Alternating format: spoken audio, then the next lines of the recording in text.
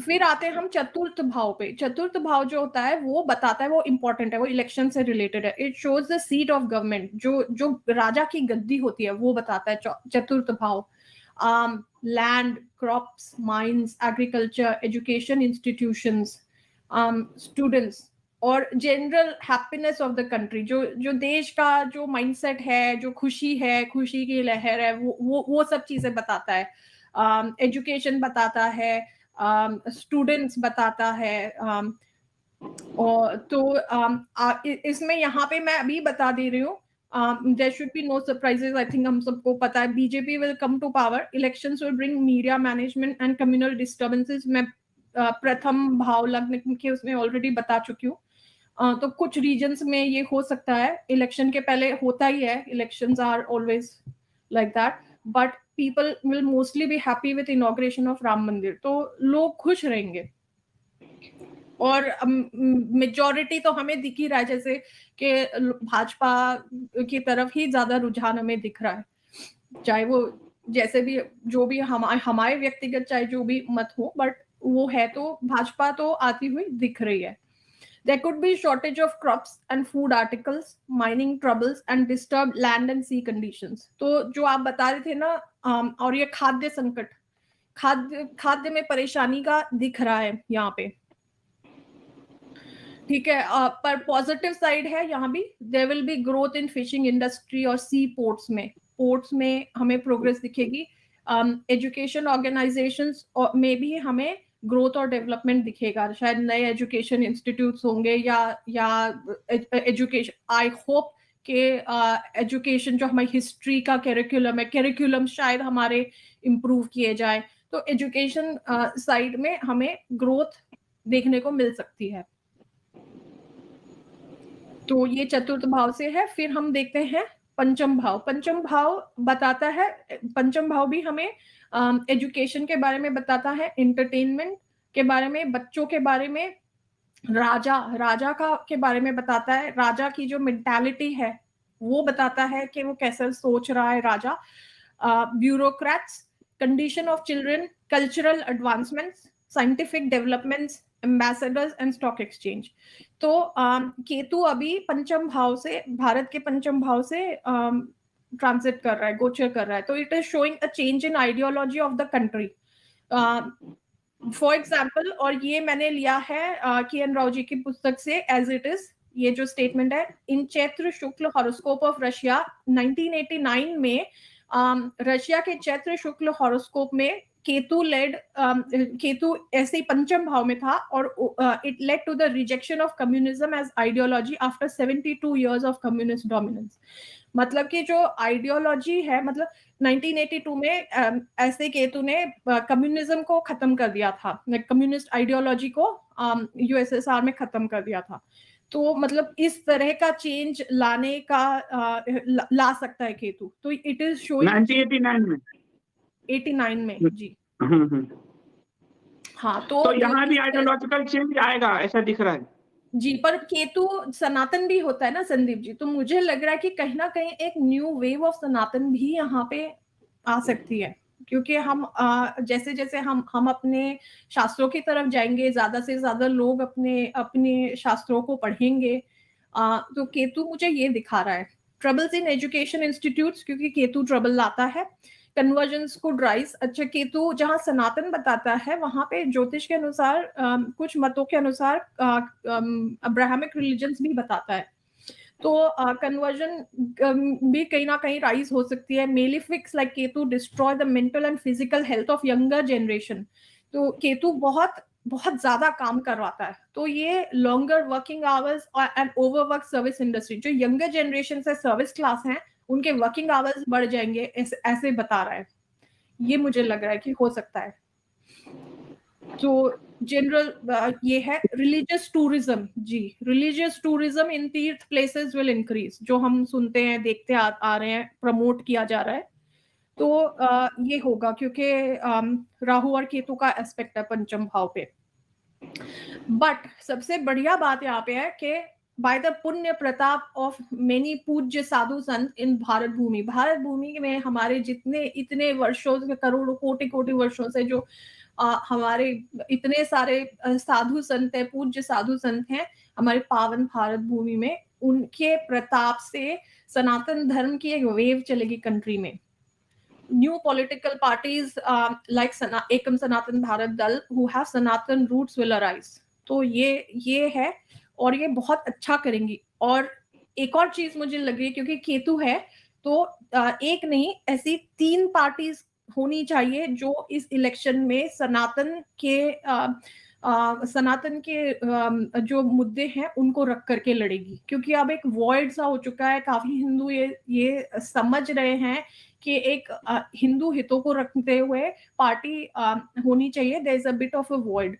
तो सभी लोग इस दिशा में कार्य करें ना. केतु 3 बताता है, 3 की मात्रा. तो एकम तो 1 है और 2 और कोई होनी चाहिए. By the time of election हमें पता चलेगा. बट अच्छी बात है कि सनातन की तरफ देश का रुझान हो रहा है. अच्छा, अब षष्ठ भाव पे जाते हैं. 6th हाउस होता है गवर्नमेंट लोन्स और डेट्स का, उधारी और लोन्स का, diseases, territorial attacks, military forces, crime and acts of subversion, public health attack, plots by enemy, attack and plots by enemy, working classes, strikes, army, navy, warlike conditions, business and trade. तो arm forces busy रहेंगे obviously. जैसे हमने तृतीय भाव में देखा था कि नेबरिंग कंट्रीज से हो सकते हैं अटैक्स, तो आर्म फोर्सेस उस तरफ बिजी रहेंगे. इन्वेस्टमेंट भी बढ़ेगा आर्म फोर्सेस में, खर्चे भी होंगे ज्यादा. Government will spend more arm forces के ऊपर. इंटरनल एनिमीज विल एक्ट, क्योंकि जो षष्ठ भाव होता है ये शत्रु भाव होता है. Communal disturbance and terrorism could rise and deaths will increase, public health could suffer, fear of natural calamities is there. ये त्रिक भाव होता है. ठीक है. अच्छी बात ये है कि यहाँ पे जो नेटल चार्ट में बृहस्पति हैं, मंगल और शनि जो हैं वो शनि दशम भाव से बैठकर शनि और मंगल मिल करके अच्छी हमारी जो आर्म फोर्सेस है उन्हें स्ट्रॉन्ग बना रहा है. तो वो जो भी ऐसे चीजें होंगी उनको कॉम्बैट करने में काफी केपेबल होंगी हमारे आर्म फोर्सेस. पर अटैक्स तो होंगे, ये दिख रहा है. अटैक होंगे आर्म फोर्स पे. हाँ, और वो सशक्त होंगी, वो लड़ेंगी.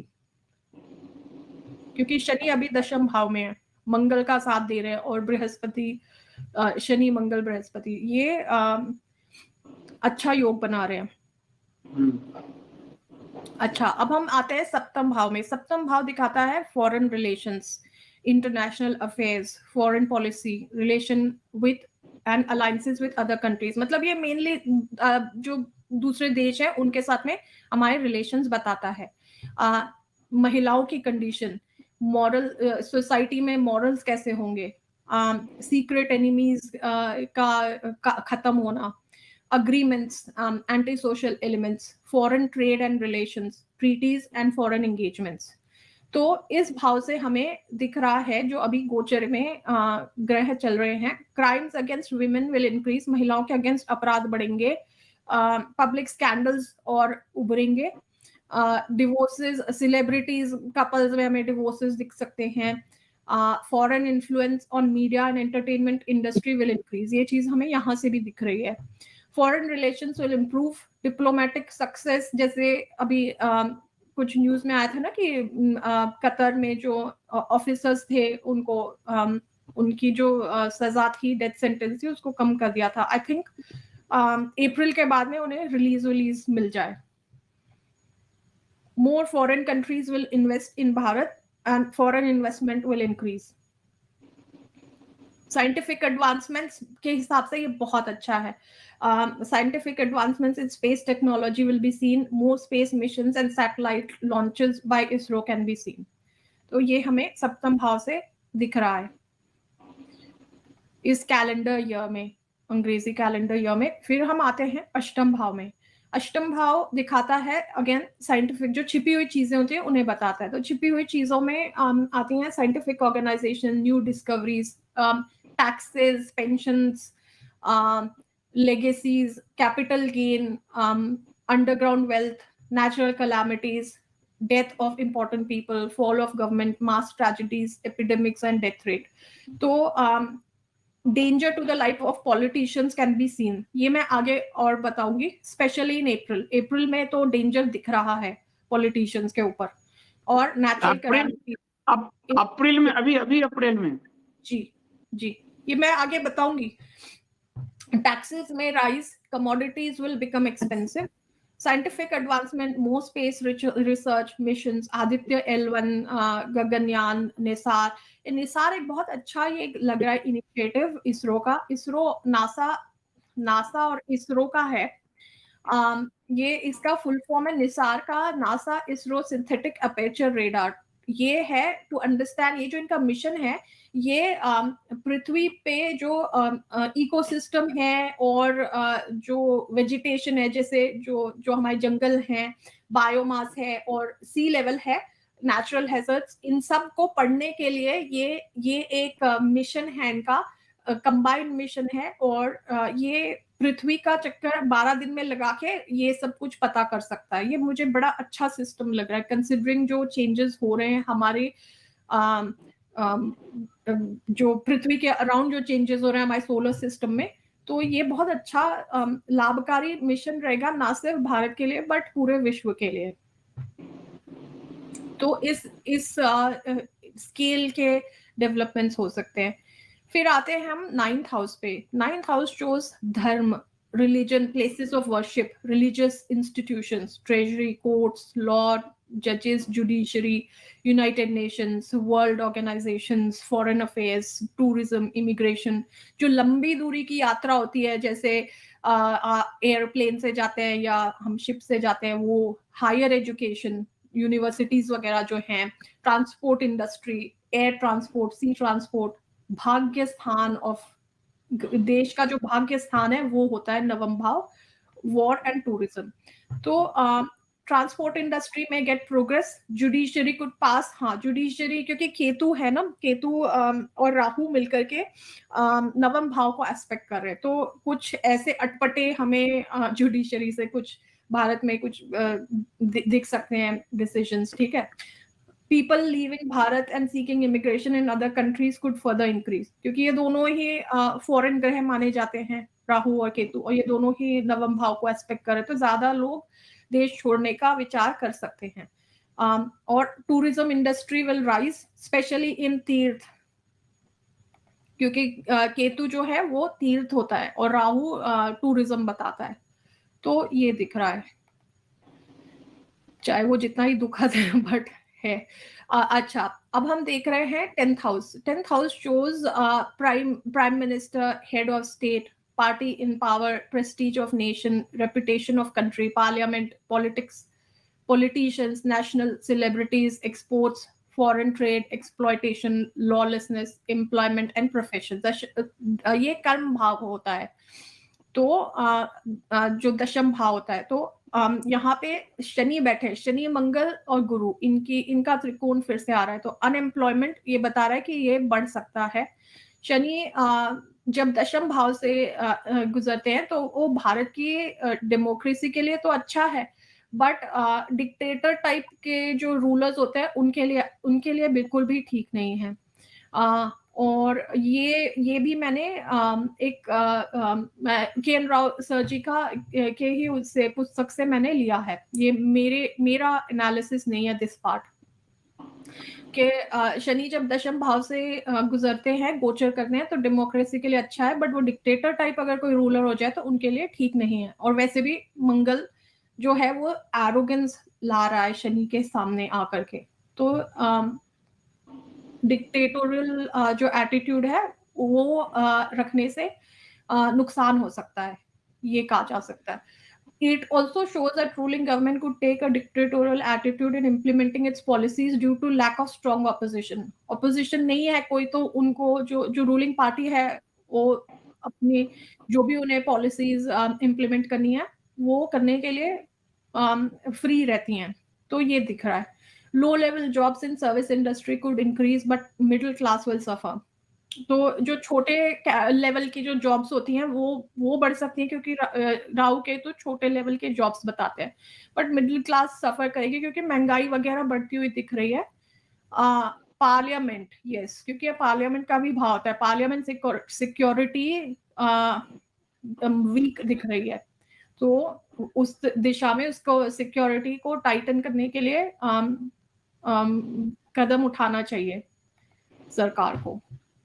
अभी इसी बार सिक्योरिटी में ब्रीच हुआ था अभी जी, तो वो उन्होंने गैप निकाल लिया और वो कर लिया, तो अब उसको लेकर के उन्हें और टाइटन करना चाहिए कि कहाँ उनके गलतियां हुई हैं और उस चीज को फिक्स करें।